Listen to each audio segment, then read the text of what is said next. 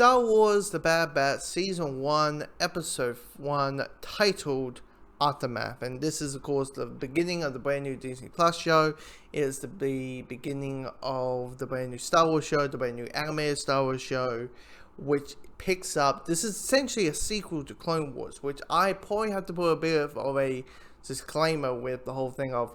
I have only seen the movie of Clone Wars. I have only seen the last 4 episodes of Clone Wars because everybody on it online were going batshit about those last 4 episodes, for widely so, and also the first few episodes of the first season. So that's my disclaimer with Clone Wars. So that's my experience with it.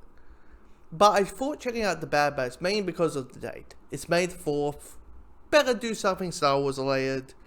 I'll do my. Normally, I have a 1 season rule, which is essentially if a entire season does. If a season works for me, good.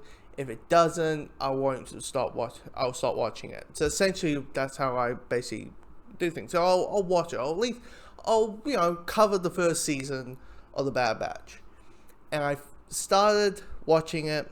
I watched all 75 minutes of this first episode, and what I will say, it's good. It's good. It's a good opening.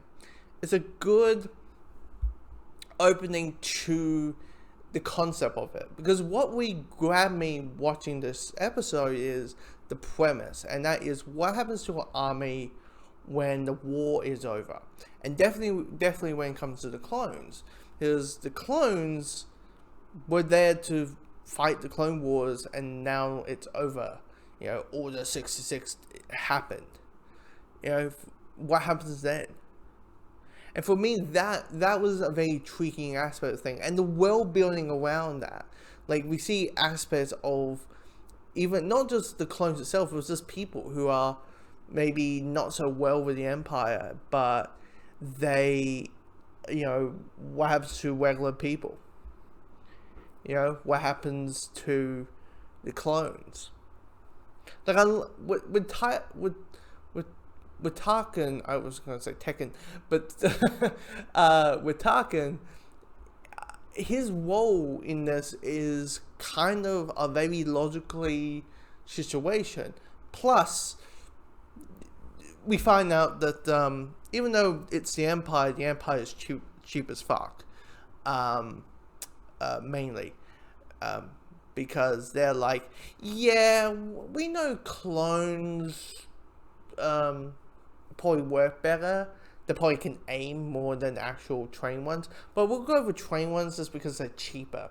So you have to kind of prove to us they're worth it, worth the price, because we're happy to go for the cheaper option. So this is funny. Even though the train ones ain't going to hit for shit. Anyway, that aspect of things, the whole well-being aspect of things, I really was digging. The stuff with the Bad Batch, though, the title characters of the show. The thing with Bad Batch is that they're like, outside Hunter, they're not that well fleshed out. They're not well put. What they felt like is they had their traits. Like, you have the ones good with sniping, you got the smart one, someone's good with hacking, you got someone who's all about